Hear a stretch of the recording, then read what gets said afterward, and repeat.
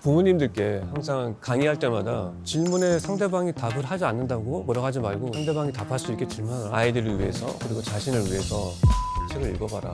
책이 이게 2천만 원이었으면 살 거예요. 금액이 중요하지 않아. 저 인생책이기 때문에 이 부분에서 정말 중요한 부분이 있는데 안녕하십니까. 책이 삶이 되고 삶이 책이 되는 시간, 책과 삶입니다. 오늘은 사람 산책이라는 코너를 준비했습니다. 사람의 마음을 거닐어 보는 시간인데요. 그 사람은 어떤 책을 좋아할지 한번 문을 두드려 보겠습니다. 저 안에 제가 좋아하는 작가님 한 분 기다리고 계시거든요. 함께 들어가시겠습니다. 저기 계시네. 안녕하세요, 작가님. 네, 안녕하세요. 반갑습니다. 네, 처음 반갑습니다. 뵙겠습니다. 처음 뵙겠습니다. 네. 자, 여러분 좋아하시는 책하면 떠오르는 작가 김종원 작가와 오늘 함께 하겠습니다. 네. 구독자 여러분께 인사해 주시죠. 네, 책과 삶 구독자 여러분 안녕하세요. 저는 책과 삶에 나온 영상을 정말 좋아하는데 그 중에서도 우리 아나운서님 나온 영상이 되게 더 따뜻하더라고요. 감사합니다. 꼭 한번 나오고 싶었는데 이렇게 초대해 주셔서 네. 아주 영광입니다. 저도 진즉 뵙고 싶었습니다. 오늘 작가님의 마음을 산책하는 사람 산책의 첫 주인공이십니다. 감사합니다. 좋아하는 책도 좀 추천해 주셨으면 좋겠습니다. 어떻게 서점은 자주 나오시는 분이세요? 제가 서점은 항상 혼자 오는데 이렇게 남자랑 같이 이렇게 저보다 더 큰 분 같이 오는 게 뜻깊은 경험이고 작가님 평소에 책을 어떻게 고르세요? 전 책을 고를 때 책 안에 작가가 무엇을 담았느냐를 되게 중요하게 생각하는데 사기 전에 조금 앞부분을 좀 읽어봐요. 네. 읽으면서 작가가 세월을 담았느냐 안 담았느냐 그리고 제가 만약에 글쓰기 책을 읽는다 그러면 저를 글쓰기를 포기하게 만드는 책을 읽어요. 글쓰기 나 해볼만 하네? 이게 아니고 난 안 되겠다 이런 책을 읽어요. 왜냐하면 쉽게 해내려고 만드는 책은 좋은 책이 아니라 생각하고 읽으면 읽을수록 이건 어렵게 해야 되는 거구나, 시간이 필요한 일이네, 저를 그렇게 가치 있게 만들고 이렇게 만드는 책을 저는 많이 선택합니다. 김정훈 작가와 함께하는 사람 산책 기대해 주십시오. 오늘 작가님께서는 어떤 책을 추천해 주실까요? 자, 그럼 한 권 한 권 좀 찾아가 볼까요? 알겠습니다. 세계문학을 찾아오셨군요. 네, 제가 참 좋아하는 코너인데 네. 여기에서 꼭 소개해 드릴 분이 있습니다. 부모님들께 항상 강의할 때마다 아이들을 위해서 그리고 자신을 위해서 괴테 책을 읽어봐라 소개하면 부모님의 규모가 많으면 그 순간 온라인 서점의 베스트셀러가 돼요. 그 책이 하도 클릭을 많이 하시니까. 근데 만약에 100권을 사셨다 그러면 다 읽는 분들은 10%도 되지 않아요. 네. 근데 다 읽어야 또 실천할 거 아니에요. 근데 그런 사람은 많지가 않아요. 그래서 항상 아쉽고, 그래서 오늘 제가 괴테 책을 2권 소개해 드릴 건데 먼저 어떤 책이냐면 딱 가운데 있는 것 같아요. 그러네요. 가장 넓은 면을 차지하고 있는 괴테와의 대화입니다. 이렇게 네. 아나운서님께서 한 권 들고 저도 한 권 들기 위해서 갖고 오셨어요? 한 권 갖고 네. 왔는데 이 책이 좋은 이유가 뭘까요, 아나운서님? 한번 펼쳐보시면 알 수 있어요. 날짜별로 맞아. 되어 있네요. 이게 서간체라서 아무데나 펼치면 그 날마다 다 내용이 개별적이에요. 네. 소설처럼 이어지지 않기 때문에 아무데나 펼치면 돼. 그날 기분에 따라서. 저는 독서를 어떻게 생각하냐면 보통 부모님들께서 아이한테 읽으면 좋을 것 같은 책을 주고 애가 책을 받았는데 5분 단위로 놀고 있다. 그럼 아나운서님이 애한테 뭐라고 이미 하셨나요? 네. 이미 하신 것 같아요. 네. 네. 그 한숨 안에 다 읽고 노는 거니? 이렇게 얘기할 수 있는데 저는 독서를 어떻게 정의하냐면 마지막 페이지를 보기 위해서 읽는 게 아니고 중간중간에 내 시선을 멈출 지점을 찾기 위해서 읽는 것이다. 그런 독서에 가장 충실한 책이 이 책이에요. 제가 괴테를 이렇게 추천한 이유는 여기가 괴테의 제자 에커만이라는 사람이 이 앞부분에 에커만의 이야기가 나와요. 보통 책의 프롤로그는 한 장이면 끝나거든요. 그렇죠. 근데 이거는 계속 넘겨보자. 머리말을. 이거 머리말이 꽤 기네요. 2장, 3장, 4장 끝이 없어요. 들어오는 말이. 이게 왜 이렇게 길까요? 부모님께서 이런 생각하시면 좋겠어요. 내 아이를 만나기 위해서 뱃속에서 10개월 기다리잖아요. 10개월도 전부가 아니죠. 남편과 결혼을 해서 그 과정까지 다 전부이니까 그 결혼 생활 동안 아이를 맞이하기 위해서 기다린 거잖아요. 이 에커만이 괴테를 맞이한 것처럼. 그래서 여러분이 아이가 세상에 태어났을 때 제가 만난 모든 자기 분야의 천재들은 모든 아이들은 천재로 태어난다. 하지만 태어나면서부터 자꾸 천재성이 가져지는 거다 이렇게 말씀하시더라고요. 근데 여러분께서 이걸 읽고 나서 이제 책 앞부분을 잘 이해하시면 내가 앞으로 아이를 어떻게 대해야 되는가, 얼마나 소중한 손님처럼 대해야 되는가를 말로만이 아니고 삶으로 느낄 수 있을 것 같아요. 텍스트로. 인상적인 대목이 있으셨어요? 71페이지인데 제가 한번 낭독해 보겠습니다. 예. 사람들은 고대 독일 건축술의 작품들을 대하면 그것들이 특별한 상태에서 갑자기 코피하는 것으로 생각한다네. 그러니 그러한 꽃을 눈앞에서 마주치게 되면 망연자실할 수밖에. 하지만 식물의 비밀스러운 내면의 삶이라든지 미묘한 힘들의 움직임과 함께 꽃이 점차 피어나는 과정을 들여다보는 사람은 완전히 다른 시각으로 작품을 대하게 되지. 자신이 보는 것을 이해하고 있으니 말이었어요. 제가 가장 싫어하는 단어 중에 하나가 안다. 안다는 말을 좀 되게 싫어하는데 너 이거 읽어봤어 그러면? 그쵸 아는데?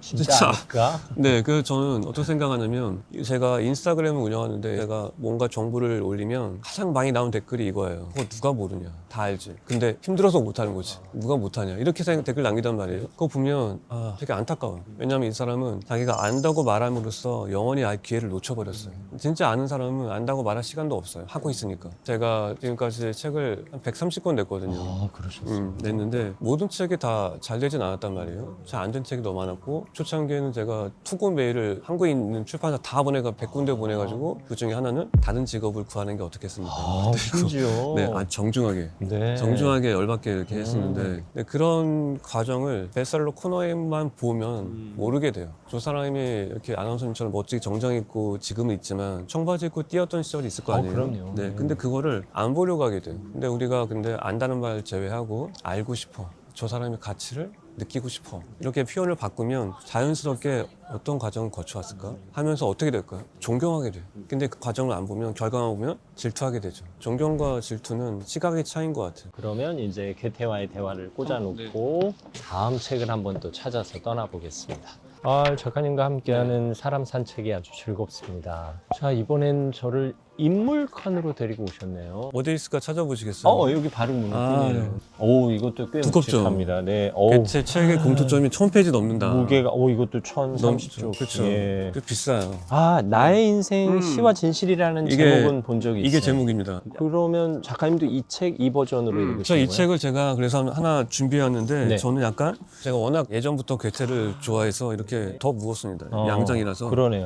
이 책에서는 어떤 가르침을 받으신 거예요? 괴테를 제가 좋아하는 이유가 뭐냐면 괴테가 살았던 당시에 그때 독일은 문화적으로 이렇게 선진국이 아니었단 말이에요. 네. 그래서 다른 유럽 국가에서 이렇게 크게 존경하지 않고 약간 무시했었죠. 근데 괴테는 어릴 때 이런 목표를 가졌어. 어떤 거냐면 내가 독일의 수준을 끌어올리겠다. 그리고 잘 모르는 게 있는데 괴테는 귀족이 아니에요. 귀족이 아닌데 나는 귀족의 신분을 내가 쟁취하겠다.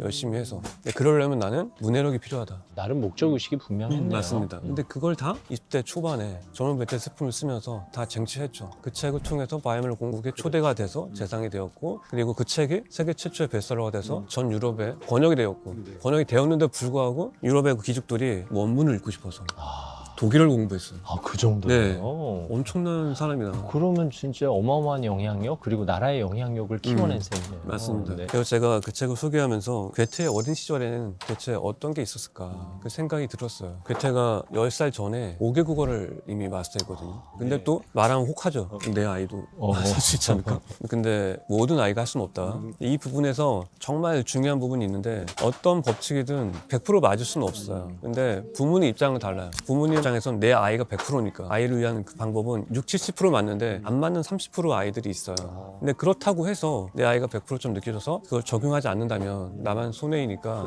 어떻게 하면 이 내용을 내 아이한테 적용해 볼 수 있을까. 그래서 그렇게 내 아이를 좀 더 크게 키우는 부모님께 이 책을 또 한번 괴테와의 대화에 이어서 이 책의 시와 진실 한번 소개해 주고 싶습니다. 그리고 작가님은 괴테를 언제부터 좋아하셨어요? 대본 진짜 없는데 어떻게 딱 제가 원하는 말씀을 이렇게 네네. 해주셨는데 작가님 이마에 써 있어요. 그래요? 써있어요.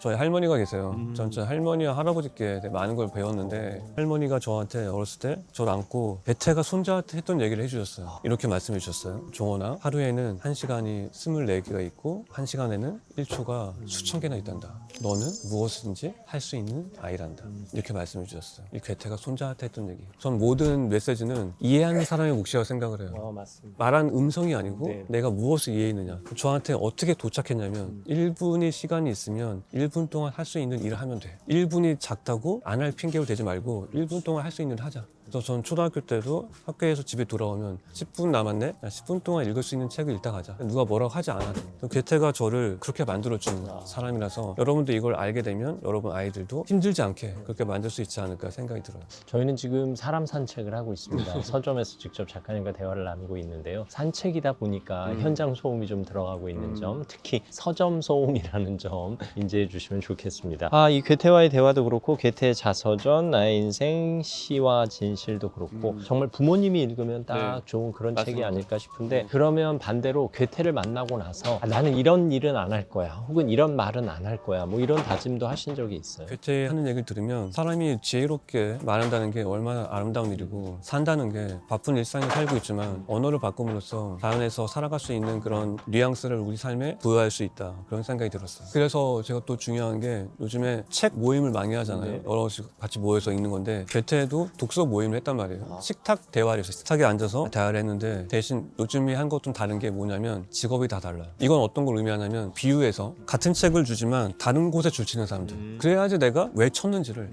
알 수 있잖아요. 그 괴테는 앉아서 자기 생각을 얘기하는 것보다는 왜 다른 곳에 줄쳤는지에 대한 얘기를 듣는 데 집중했어요. 말을 하지 않고. 우리는 말하는 것은 소득이 별로 없잖아요. 그게 빚만 되지. 근데 들음으로써 놓은 다음에 오전에 그렇게 식탁 대화를 하고 저녁에 마차 산책을 떠났죠. 따놓으면서 이제 들었던 것들을 나의 것으로 만드는 시간을 가졌던 거예요. 그렇게 독서가 바뀔 수 있다, 그런 생각이 들었어요. 오늘 작가님 얘기 들으면서 특히 괴테와의 대화, 괴테 자서전 책 소개를 받으면서 이 한 인물과 친밀해진다는 건 너무 소중한 재산이구나.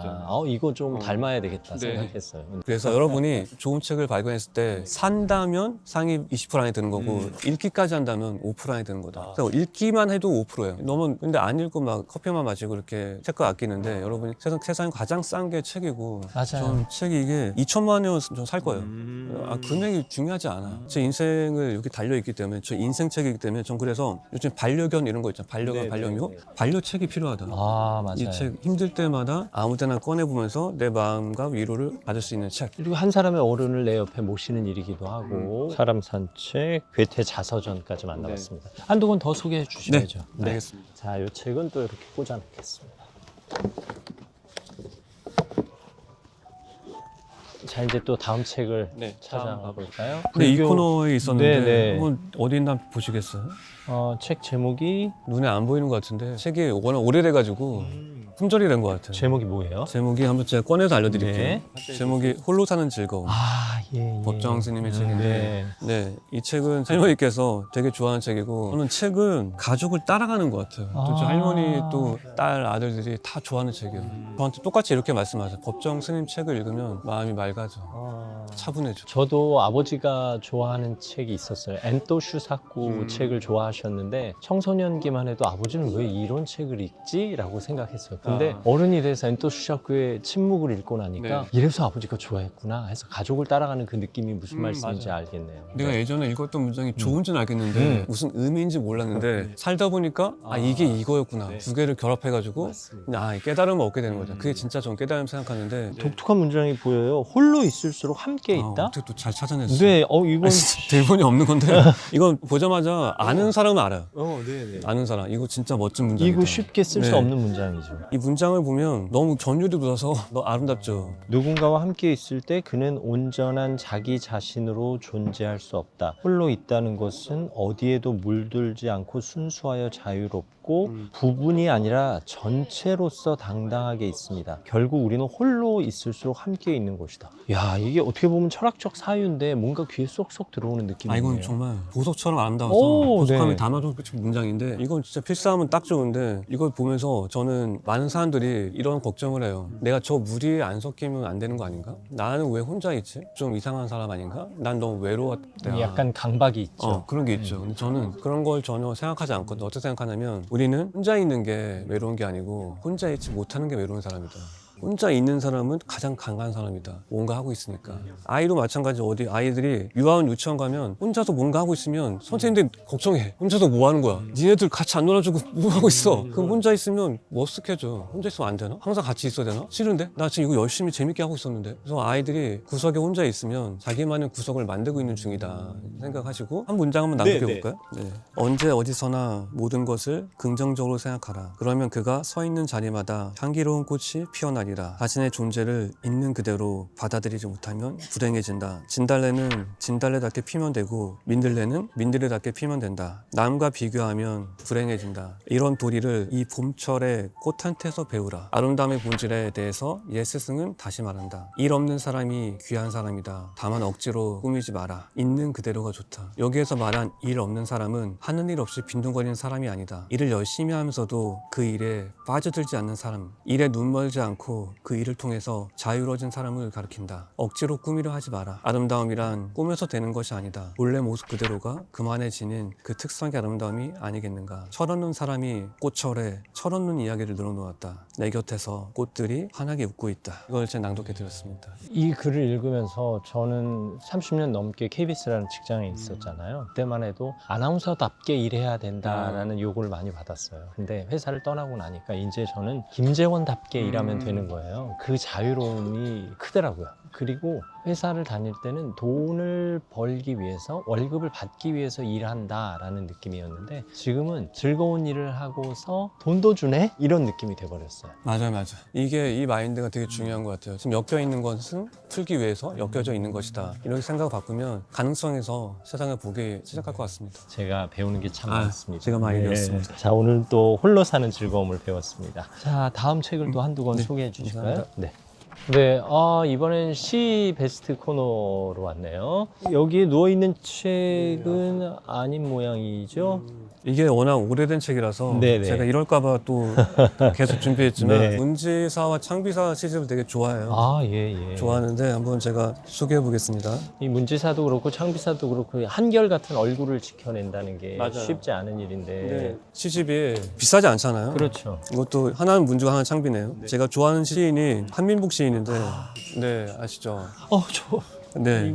이 문장 정말 좋아요. 이거를 전 지금 이해해요. 네. 이때는 그냥 멋지다. 이제는 아름답다. 이제 뭔지 알 것 같아. 경계에 선다는 게 얼마나 힘든 거고 꽃은 왜 거기서 피어나는가? 왜 그게 아름다운가? 향기로운가? 이걸 알게 되는데 이 한민복 시인을 제가 어려웠을 때 씻을 때는 항상 어려웠어요. 열심히 쓰는데 왜 난 하루에 라면 하나만 먹고 살아야 되나? 그때 제가 교보문고 베스트셀러 코너 앞에 서 있을 때도 오는 차비만 들고 왔어요. 갈 차비가 없었어요. 심지어. 네, 걸어갔어요. 올 때 지하철 타고 걸어서 한 몇십 시간 동안 걸어갔어요. 전 그럼에도 불구하고 그때가 되게 좋았어요. 왜냐하면 전 지금도 강의를 많이 하는데 강의할 때 아나운서님도 강의 멀리 가면 약간 부담이 될 수도 있잖아요. 또 멀리 가면 돈을 적게 주는 데가 많단 말이에요. 저는 그래서 12시간 왕복해서 왔다 갔다 하면서 내가 갈 수 있는 이유가 뭐라고 생각하냐면 그냥 왔다 갔다만 하는 게 아니고 왔다 갔다 하면서 나는 생각도 할 수 있으니까 첫 번째고 생각한 것을 글로 쓸 수 있으니까 그리고 세 번째 그렇게 쓴 거는 나만의 글이니까 나만 본 거니까 나는 여행 가면서도 나만 본 걸 쓸 수가 있고 그래서 그 삶이 아름답다고 생각하는데 이거 제가 한번 어떤 걸 소개해 드리시냐면 한번 낭독해 볼게요. 좋아요. 이 시는 개를 먹다라는 시인데 중간에 한번 읽어보겠습니다. 잘해보자고 잘할 수 있다고 앞뒤로의 생활이 딸리면 좌우 옆으로라도 빨리 움직여야 먹고 살 수 있음을 가훈으로 한 축구 콜티퍼 같은 개를 먹는 새벽 뼛속에 살을 숨기고 살아가는 개가 뼈에 살을 붙이고 살아가는 내가 파먹는다. 뼛속에 살을 숨기고 살아가는 족속들은 왠지 슬프다는 생각에 젖어 그 슬픈 족속을 안주로 뼈에 쌀 한 가마니 무게의 살을 단 생활이 소주에 젖는다. 이게 또 마지막 문장이 되게 아름다워요. 마지막 문장이 슬프게 살아 간이 저절로 배어있는. 한민복 시인은 일상의 발견이 탁월하세요. 이 뼛속에 살을 숨기고 사는 개. 나는 뼈 밖에 살이 있고 개는 뼈 속에 살이 있고 전 그래서 이걸 보면서 어떤 생각이 들었냐면 개들이 이렇게 호주 안에 있잖아요. 개들은 평생 서로 살을 만질 수 없겠구나. 안아볼 수 없겠구나. 이것도 네. 한 차원 이네요. 네, 이걸 읽고 그 생각을 네, 했어요. 네. 그래서 그 생각을 하면서 우리는 각자 체온이 있고 삶의 방식이 다른데 살다 보면 내 인생이 다 사라졌네 생각이 들고 허무하다 생각이 드는데 여기 말씀드린 것처럼 간으로 배어있다. 나의 간으로 소금과 설탕처럼 나만의 가질 수 있는 간으로 이 시간이 준 선물이 내 안에 있다 이렇게 생각하시면 삶이 더 농밀해질 수 있을 것 같아요. 저는 그래서 이렇게 오늘 시간이 소중한 이유는 제가 베스트셀러 코너 앞에서 거의 울듯이 왔을 때 어떤 생각했냐면 나는 아주 유명해져서 유명인이 추천하는 책 코너 출연할 것이다. 근데 그게 한 거의 30년 만에 이루어진 것 같아요. 이 작가님은 꿈은 이루어진다라는 표현이 아니라 꿈을 이루어내셨다라는 표현이 더 어울립니다. 네. 지금도 되게 아름다운 말씀. 뭐 결이 맞으면 비슷한 말을 하게 되는 것 같아요. 저는 그래서 어떤 생각하냐면 요즘에 작가가 되고 싶은 사람 많잖아요. 근데 작가가 되고 싶은 사람 많은데 책을 읽는 사람 별로 없어. 그리고 또 하나, 글을 쓰는 사람도 별로 없어. 저는 명사를 중요하게 생각하지 않아요. 동사의 삶을 살면 명사는 부록처럼 따라온다. 근데 글을 쓰면 작가가 되는데 작가가 되고 싶을 때만 하고 글은 쓰지 않아. 그럼 네 힘색이 필요해질 뿐이지. 그렇게 저는 이렇게 물어보면 어려워요. 사랑이 뭐라고 생각하니? 그럼 어려워. 명사로 물어보니까. 근데 넌 뭘 할 때 사랑을 느껴? 하루 종일 뭘 할 때 기분이 좋아? 그게 사랑이야. 질문의 철학. 네, 질문이 바뀌면 답을 얻어낼 수 있어. 그래서 질문에 상대방이 답을 하지 않는다고 뭐라고 하지 말고 네가 잘못 질문하고 있다. 상대방이 답할 수 있게 질문하라. 어떻게 보면 생활 밀착형 질문이네요. 내 삶을 맞아요. 반영하는 질문. 네, 그리고 내가 내 문제를 해결할 수 있고 나의 문제도 해소할 수 있고 둘의 소통할 수 있고 이게 되게 중요한 부분인 것 같다는 생각이 들어요. 시집이 한 권 더 있어요. 네. 네, 이 시집은 네, 제목만 봐도 우연을 기댈 때도 있었다. 네, 이 제목이 역시 아름다워요. 우리가 열심히 살지만 뜻대로 안 될 때가 있잖아요. 그럴 때 우연이라도 잘 됐으면 좋겠다. 이런 생각이 드는 거예요. 시집은 시를 쓴 사람의 몫이 아니고 해석하는 자의 몫이잖아요. 그래서 자기 삶의 환경에 따라서 얼마든지 다르게 변주될 수 있단 말이에요. 그래서 뒤에 있는 해설이 있는데 해설은 참고만 하시고 근데 여러분이 책을 읽으면서 아, 나도 그런 때가 있었지라는 생각이 드시면 한번 집어들고 읽어보시면 그때서야 이제 시가 여러분들한테 답을 줄 거예요. 여러분이 질문을 품고 있으니까. 노력 100%로만 이루는 꿈 성공은 없다고 봐요. 노력에 우연이 가미되는 거죠. 맞아. 그래서 저는 항상 잘된 분들을 만나면 대단하세요 그러면 운이 좋았습니다. 운이 강조하는데 그게 겸손이 아니에요. 네, 맞아요. 겸손은 진짜 운이고 그리고 내가 내 성공을 운이라고 얘기해야 더 노력할 수 있어요. 난 운이니까 이 다음엔 운을 좀 제외해야지 내 실력대로 해야지 하면 더 할 수 있잖아요. 근데 남의 성공을 보면서 운이라고 하면 난 더 안 되겠죠. 남은 제대로 해도 된 거고 난 운이 되게 좋았어. 남은 알아서 할 테니까 나나 열심히 살자 이렇게 하는 게 삶인 것 같은데 그리고 제가 낭독해 보겠습니다. 젊은 날의 겨울. 그날 회양동집 하루 종일 눈 내리다 말다 했다. 남산 언덕 눈 쓴 전나무들 보이다 말다 했다. 전나무 속에 숨어있는 전나무 하나 그리워하다 말다 했다. 위험하게 살아라 니체가 말했다. 난로 위에서 주전자 무례하며 끌었다. 노래로 사는 게 가장 위험하게 사는 것. 노래 끊기면 잦아들 뿐. 마지막으로 숨 한 번 푹 내쉬고 물이 잦았다. 노래는 난로 위에서 주전자가 환한 도처럼 타올랐다. 난로 위에서 주전자가 타오르던 학창 시절도 생각이 나요. 아, 네. 아, 지금 배고플 시간이죠. 네. 이걸 제가 오늘 다시 읽었어요. 읽으면서 나한테 어떤 느낌인가 생각했는데 이 제목이 젊은 날의 결이잖아요. 다 젊은 날은 다 다르게 살고 있겠지만 여기 눈이 내리다 말다, 그리고 보이다 말다, 그리워하다 말다. 이게 저는 인생과 닮지 않아서 생각이 드는데 잘 될 때도 있고 안 될 때도 있고. 맞습니다. 눈이 길이 보일 때도 있고 안 보일 때도 있고 그런데 여기 노래는 난로 위에서 주전자가 환한 도처럼 타올랐다. 그럼에도 불구하고 나아가는 사람은 자신만의 바다에서 항해할 것이다. 이런 생각이 딱 들었어요. 주전자가 배고 그 밑에 있는 난로가 바다고 이런 생각이 여러분이 삶을 정말 깊게 사시고 그러면 시를 읽을 때 눈물이 나요. 내 얘기 같으니까. 여러분이 그래서 제가 소개하는 모든 시 두 권의 시집에 있는 시는 정말 삶으로 쓴 시라서 여러분이 읽으시면 여러분 자신한테 좋고 여러분 소중한 사람들한테 또 추천해 주시면 그 사람들도 역시 마찬가지로 읽으면서 삶의 위안을 얻게 될 것 같습니다. 오늘 피곤하고 지친다 생각하시면 살짝 우연에 기대 보시는 것도 좋겠고요. 누군가와의 갈등으로 힘드시다면 그 경계에 꽃이 필 거라는 믿음도 가져보시면 또 이렇게 좋겠습니다. 정리하고 계셨네요. 네, 오늘 어떠셨어요? 저도 오늘 뭐든 하기 전에는 굳이 해야 될까 생각이 드는데 하면 하길 잘했다 이런 생각이 들어요. 여러분이 뭔가 하고 싶은 일 있으면 약간 힘들어 보여도 시작해 보시고 시작하면서 또 고난이 있어도 한번 견뎌보자 생각하시면서 사는 게 어려운 시대이지만 이제 연말이잖아요. 이제 연초가 오고 있고 1년이라는 제목 한번 정해 보셔서 그 제목대로 살아보자 생각하시면 1년이 되게 아름답고 농밀할 것 같습니다. 말씀하신 책 중에서 전 일단 한 권을 사가기로 했고요. 그러고 보니까 저기 제 책이 네. 한 권 보이네요. 네, 저 책 찾으러 가면서 네. 마무리하겠습니다. 사람 알겠습니다. 산책 함께해 주신 여러분 진심으로 고맙습니다. 감사합니다.